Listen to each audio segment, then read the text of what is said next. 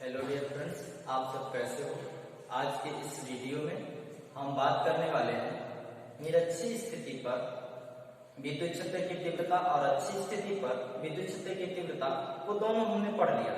लेकिन आज का जो टॉपिक होगा कि किसी भी बिंदु पर विद्युत क्षेत्र की तीव्रता की गणना करना।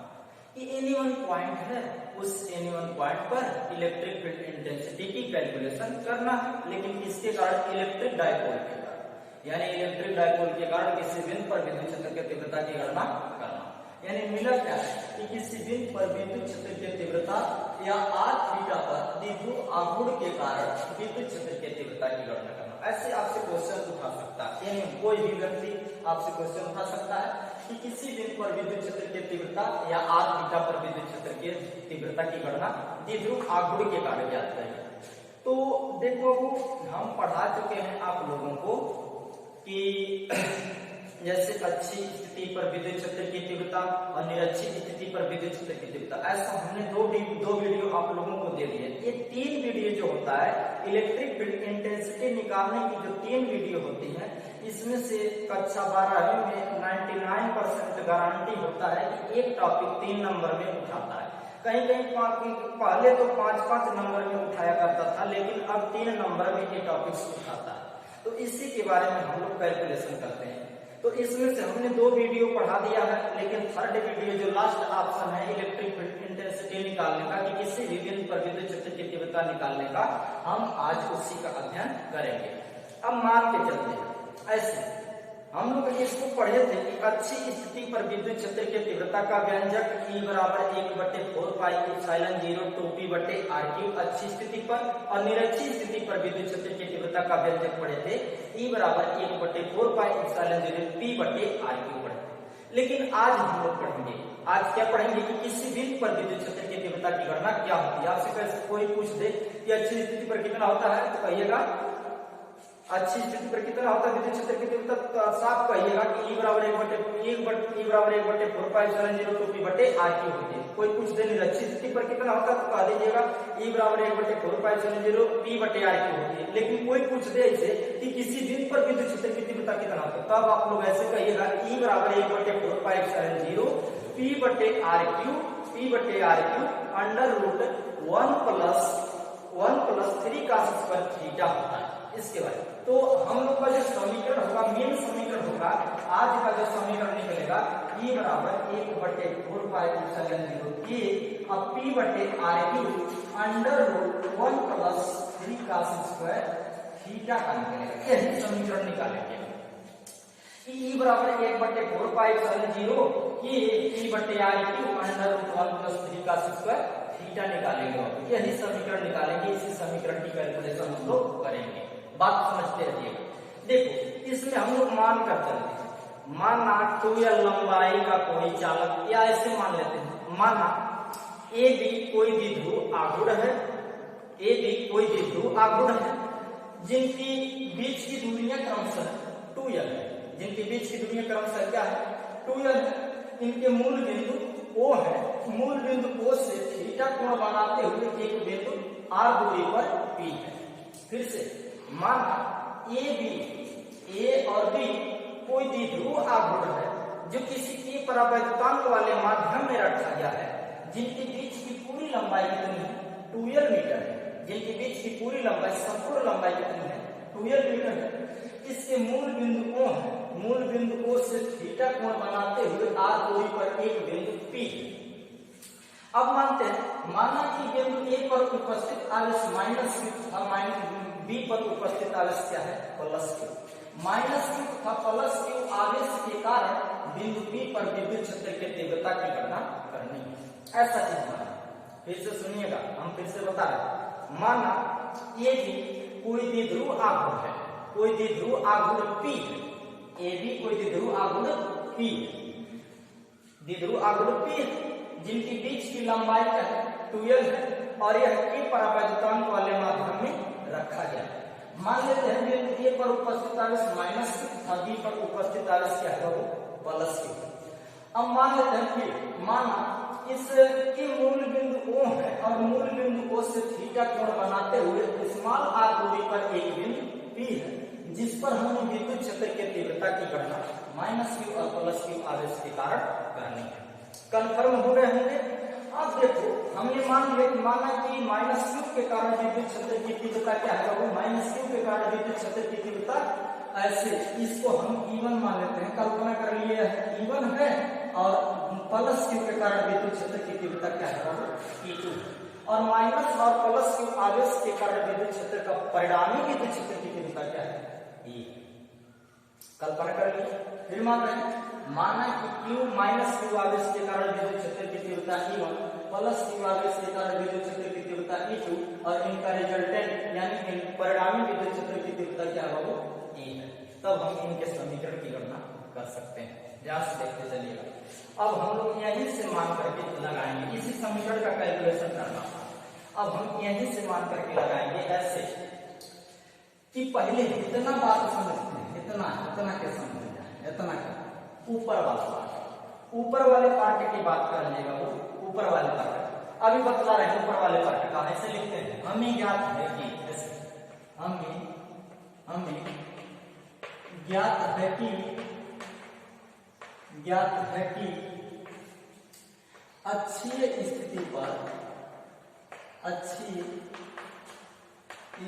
पर विद्युत क्षेत्र की तीव्रता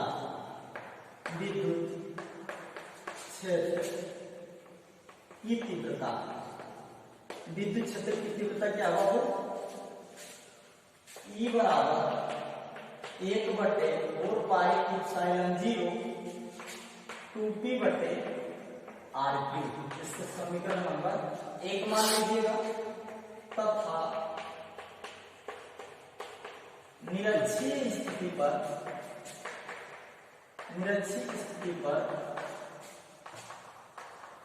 विद्युत क्षेत्र की तीव्रता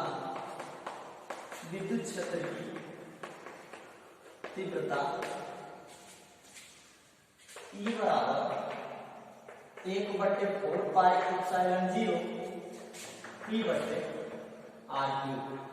समीकरण नंबर कितना मान लीजिएगा बाबू, 2 है। इसका नाम समीकरण नंबर 1 है और इसका नाम समीकरण नंबर 2 है। और इनके परावैद्युतांक क्या है बाबू, के परावैद्युतांक के, यानी E1 और E2 अच्छी और निरक्षी का मतलब समझ रहे हैं, नहीं समझ रहे हैं, देखो ऐसे समझिएगा। हमने माना कि x अक्ष है, x अक्ष को अच्छी स्थिति बोल दिए और अच्छी स्थिति पर विद्युत क्षेत्र की तीव्रता E बराबर कितना निकला, 1/4 पाई एप्सिलॉन 0 k 2p बटे r3। ये अक्ष है अच्छी स्थिति। अनिरक्ष को बात कर ले वायु ऊर्ध्वाधर अक्ष पर क्या निकल ली बाबू, E बराबर निकल ले नहीं, ऐसा फिगर बना ले रहा है, ऐसा फिगर बन रहा है। y बराबर E बराबर 1/4 पाई एप्सिलॉन 0 p बटे r3। ये कि y अक्ष की कहले निरक्षी स्थिति पर विद्युत क्षेत्र की तीव्रता, एकरा की कहले अच्छी स्थिति पर विद्युत क्षेत्र की तीव्रता। ये कंफर्म हो गए कि अक्ष का मतलब x अक्ष पर विद्युत क्षेत्र की तीव्रता व्यंजक E बराबर 1/4 पाई एप्सिलॉन 0 k 2p बटे r3 और y अक्ष पर विद्युत क्षेत्र की तीव्रता E बराबर 1/4 पाई एप्सिलॉन 0 p बटे r3। ऐसा समीकरण ये कंफर्म हो गया होगा। अब हम लोग यहीं से हम लोग आगे बढ़ते हैं, ध्यान से देखते चलिए। इस फिगर पे आ जाइए, इस फिगर पर, इस फिगर का बात करते हैं। उस फिगर को हम ऐसे बना लेते हैं, यहाँ बना, यहाँ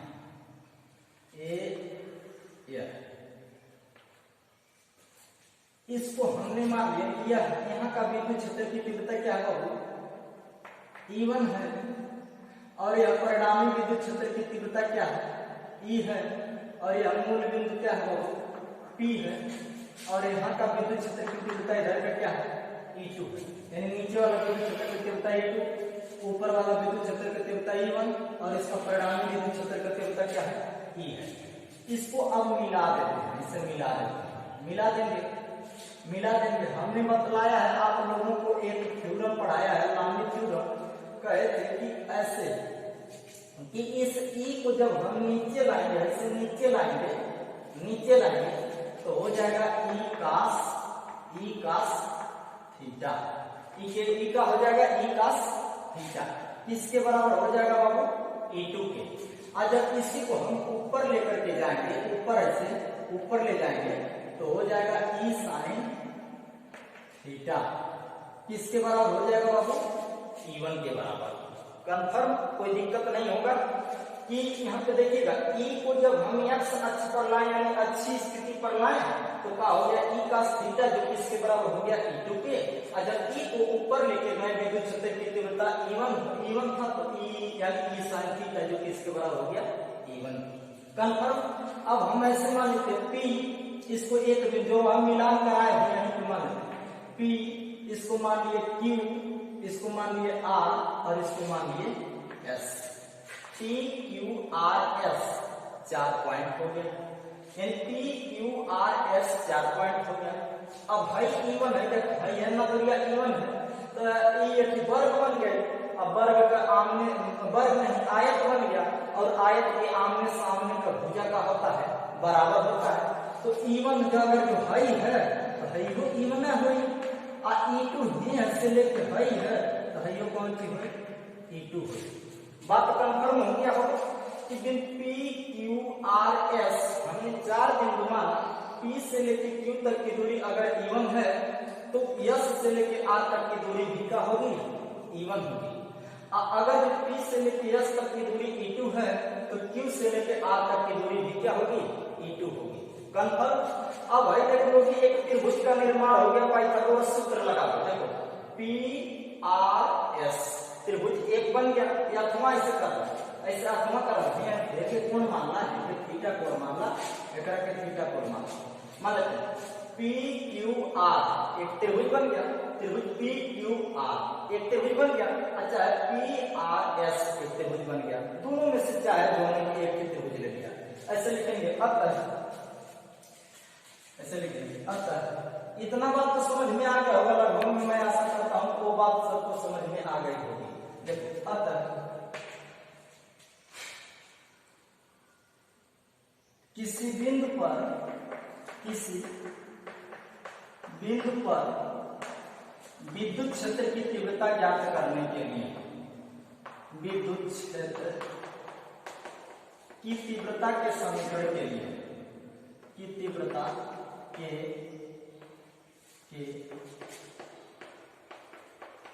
समीकरण के लिए, विद्युत क्षेत्र की तीव्रता के समीकरण के लिए देखो अब यहीं से ऐसे लिख देते हैं त्रिभुज P Q R से हमने लिख दिया P त्रिभुज P Q R से। त्रिभुज में लिखे हैं, इसका समझ लीजिए क्या बना है, इसका यह क्या बना है? प्रतीक बना है। इसको त्रिभुज पढ़ेंगे त्रिभुज P Q R से, P Q R से पाइथागोरस प्रमेय से, पाइथागोरस प्रमेय से पाइथागोरस प्रमेय लगा देते हैं। अब पाइथागोरस प्रमेय जब लगा देंगे तब क्या होगा बाबू? पाइथागोरस प्रमेय लगा दिए तब क्या होगा?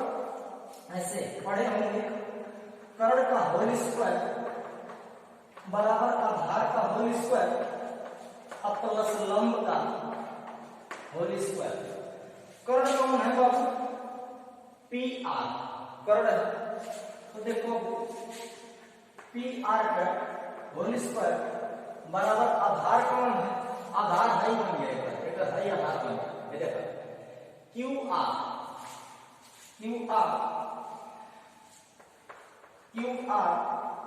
का होल स्क्वायर प्लस लंब कौन बन गया बाबू?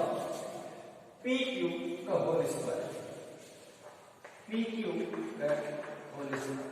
अब इसी को हम लोग क्या करके लिख सकते हैं? ई का होल स्क्वायर। देखो यहां से पी से लेकर आर तक का दूरी ई है, ई का होल स्क्वायर। अब फिर देखा पी से लेके देखो आर से लेके क्यू तक का दूरी E2 है और पी से लेके क्यू तक का दूरी E1 है। तो ऐसे लिख दिया जाए E2 का होल स्क्वायर, E2 का होल स्क्वायर और प्लस E1 का होल स्क्वायर। इस इतना बात तो समझ में आ गया होगा सबको, इतना बात समझ में आ गया होगा सबको। अब आगे देखते हैं या करके कैसे लिखते हैं। या करके E बराबर देखना बहुत ध्यान से अंडर रूट में कर देते हैं। इस पर हटेगा प्राणी चल जाएगा। E1 के पहले लिख लेते हैं E1 का होल स्क्वायर प्लस E2 का होल स्क्वायर, E1 का होल स्क्वायर प्लस E2 का होल स्क्वायर। अब देखो तो अब क्या कर रहे हैं? E1 का होल स्क्वायर प्लस E2 का होल स्क्वायर के लिए अब क्या कर रहे हैं, इसको समीकरण नंबर कितना मान लेते हैं, 3। समीकरण नंबर कितना मान लेते हैं, 3। समीकरण नंबर 3 तथा आप देखो यहां से ध्यान से देखते चलो, इस फिगर को हम मिटा देते हैं, यह फिगर है, इस फिगर को मिटा देते हैं, इस फिगर को मिटा देते हैं। यहां से देखते चलो सभी लोग, यहां से ए देखो ध्यान से या करके ई बराबर देखते चलो, ई बराबर E1 का मान कितना है, ई साइन थीटा, ई साइन थीटा। E1 का होल स्क्वायर हो गया, यानी क्या हो गया, होल स्क्वायर। अब प्लस E2 के करे बराबर बाबू ई कास थीटा का होल स्क्वायर। समीकरण नंबर कितना हो गया, इसको मान लिया हमने कितना, समीकरण नंबर 4। इसको नाम क्या देते हैं, समीकरण नंबर 4 लिख देते हैं। समीकरण, अब आगे देखना होगा, समीकरण ये देखा ई दोनों का वैल्यू कह देंगे, ये अच्छी स्थिति की बात कह लेंगे, ये अच्छी स्थिति का देखो, समीकरण 1 तथा 2 तथा समीकरण 2 से मान से ई का मान समीकरण 4 में रखने पर, समीकरण 4 में तो देखो ई बराबर क्या निकल जाता है, अंडर है ई है, ई का मान कितना है, ये देखा यहाँ पे ध्यान दिया, यहाँ पे याद रखना है, कोई जो हम लोग वैल्यू रखेंगे इसमें चाहे होते तो ई कॉमन कर देते, लेकिन ई कॉमन नहीं करना है, कास थीटा वाला, यानी जो हमारा अच्छी की बात करेगा, अच्छी का मतलब कास थीटा के नहीं रखिएगा, अनिरक्षी का मतलब समझिएगा साइन थीटा। तो हम पहले इसको रखेंगे वैल्यू, या हाई वैल्यू उठा के रखेंगे साइन थीटा, निरक्षी का मतलब साइन थीटा है ना, लेकिन निरक्षी बोलने का कहते साइन थीटा रखेंगे ना, साइन थीटा वाले के जगह। तो एक का वैल्यू कितना है, 1/4 पाई एप्सिलॉन 0 और P बटे R क्यू, अब फिर हो गए साइन थीटा का होल स्क्वायर, यानी ये है कि का वैल्यू उठा के यहां रख देंगे, यहां रख देंगे। अब प्लस ई है देखा है कि रख देंगे, 1/4 पाई एप्सिलॉन 0 2P बटे R क्यू cos थीटा का होल स्क्वायर। देखा ई का वैल्यू है अच्छी स्थिति वाला होगा, अच्छी स्थिति वाला विद्युत क्षेत्र का तीव्रता होगा, और अच्छी स्थिति वाला विद्युत क्षेत्र का तीव्रता होगा। अब देखा तब बाबू हमने देखा है, देखा ध्यान से P बटे R क्यू, ये 2 भर है, छुट्टी खाली 2 भर वह 2 भर आयो P बटे R क्यू सब बारे ले आए, सब बारे ले आए।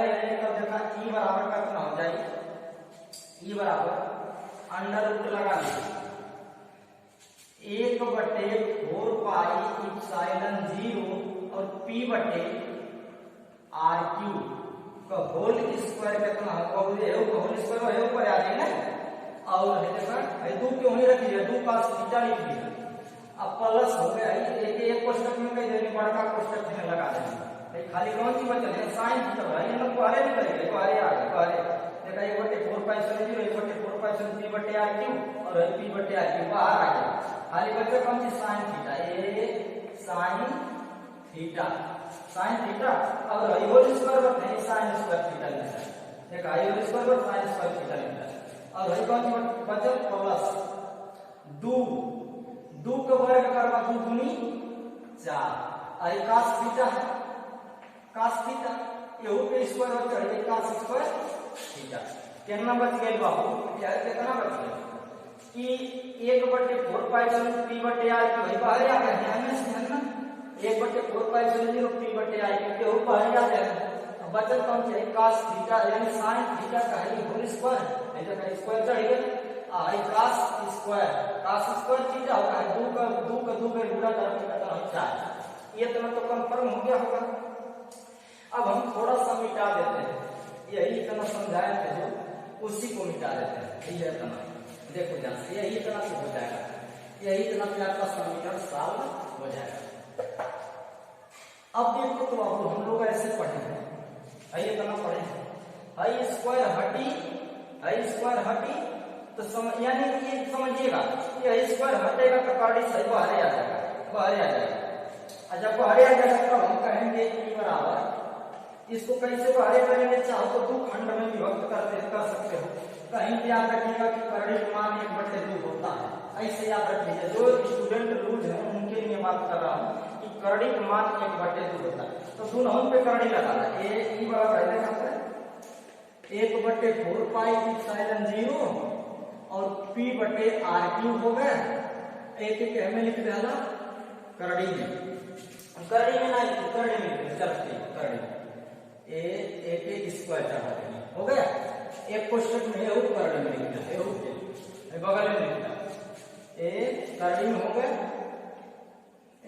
sin square theta plus 4 cos square theta, हेन्ना के एक कर्डी में है। तो देखो कर्डी मान का पहले ही 1/2 होना, ई बराबर देखिए तो 1/4 पाई एप्सिलॉन 0 अब p/r³ पे पावर 2 और कर्डिया हटाए के पे पावर कितना हो जाए 1/2। फिर कर्डिया मानवा ऊपर लिख दिया तो पावर 2 तो है ही, लेकिन एकर मान है 1/2। ऐसे पढ़ गए हो त्रिकोणमिति में आप लोग पढ़ेंगे sin स्क्वायर थीटा बराबर 1 - cos स्क्वायर थीटा। ये कहां से निकल होगा आपको, ऐसी sin square theta plus cos square theta बराबर 1 बनने। तो देखा ये cos स्क्वायर थीटा को हर तरफ तो माइनस हो गई, 1 - cos स्क्वायर थीटा का मान निकल गया sin स्क्वायर थीटा का, sin स्क्वायर थीटा बराबर 1 - cos स्क्वायर थीटा। तो sin स्क्वायर थीटा की जगह यही वैल्यू का पुट कर देते हैं। देखा अब है कर्डी में है वैल्यू कर्डी में है, जितना ध्यान से है यार कोष्टक वाला बात है यार, की बात है ना क्वेश्चन कई बात है, लेकिन अब है ये ना बता है के उत्तर में sin स्क्वायर थीटा का मान कितना निकल गया 1 - cos square theta plus 4 cos square theta. अब देखो तो अगले स्टेप में हम बात कर लेते हैं कि है 2 से है 2 कट गया, और जब कट गया पावर बच गया 1, जब 1 बच गया तो यार बचल कौन सी 1/4 पाई एप्सिलॉन 0 और p/r³। हमें से देखना था बाबू, हमें से कितना 4 cos स्क्वायर रुपया में से 1 cos स्क्वायर रुपया है, ये छुपा हुआ हटा तो 1 प्लस कितना बच गया 3 cos स्क्वायर थीटा।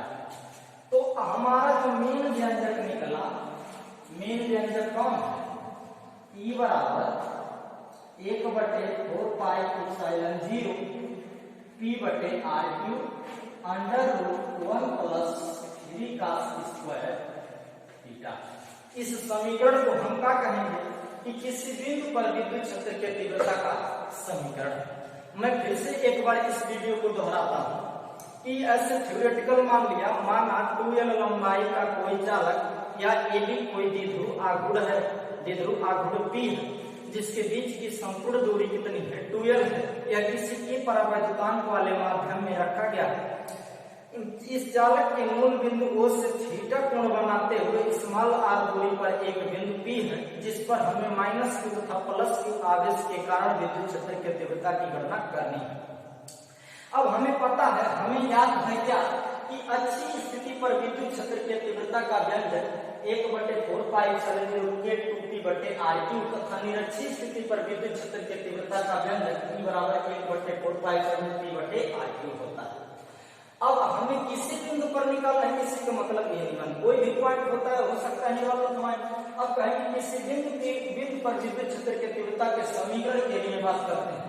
एक त्रिभुज बनाया था मैंने, त्रिभुज को आप वीडियो पुश करके देख लीजिएगा कि PQR यानी त्रिभुज PQR से पाइथागोरस प्रमेय लगाया। पाइथागोरस प्रमेय का सूत्रकरण का होल स्क्वायर प्लस बराबर आधार का होल स्क्वायर प्लस घन का होल स्क्वायर अंडर रूट चढ़ा दिया। अब इसकी वैल्यू E2 था, इसकी वैल्यू E1 था, तो अंडर रूट में लिख दिया। E1 की वैल्यू हमने की थी यहाँ पे E1 की वैल्यू E1 की जगह और E2 की वैल्यू E2 की जगह पुट कर दिया। उसके बाद से E की वैल्यू यह और E की वैल्यू यह हमने ला करके पुट कर दिया। पुट करने के बाद इससे क्या मिलता है कि 1/4π0 r क्यूब 1/4π0 P बटे r क्यूब बाहर हो जाता है, बचता है साइन स्क्वायर थीटा, अब प्लस बचता है, अब बचता है 2 और cos स्क्वायर थीटा, तो 2 दूनी 4 cos स्क्वायर थीटा हो जाता है। अब देखो अब यह स्क्वायर सही करने से बाहर आ जाएगा, जब बाहर आ जाएगा तो हमारा मेन समीकरण देखो इसको रचना को हमने एक कड़ी में लिखा और इसको इस दर का पोर्शन जो था एक कड़ी में लिख दिया। फिर उसके बाद से इस कड़ी का मान हमने बतलाया 1/2 होता है, तो यह तो ऑलरेडी अंडर रूट में है, यह है स्क्वायर, लेकिन कड़ी का मान 1/2 लिखा और उसको sine square theta plus cos square theta. अब हमने समीकरण पढ़ा कि साइन स्क्वायर थीटा और 1 - cos स्क्वायर थीटा और 4 cos स्क्वायर थीटा में से 1 cos स्क्वायर थीटा घटेगा 3 cos स्क्वायर थीटा और कड़ी से बाहर आ गया, तो मेन समीकरण हमारा क्या प्राप्त होगा E बराबर 1/4π बटे r cube under root 1 plus 3 cos square theta. ऐसा समीकरण होता है कि किसी बिंदु पर विद्युत क्षेत्र की तीव्रता का। Thanks watching my video, share and comments. हमारे इस वीडियो को शेयर, कमेंट और सब्सक्राइब जरूर करें प्लीज, आप लोगों से यह अनुरोध है।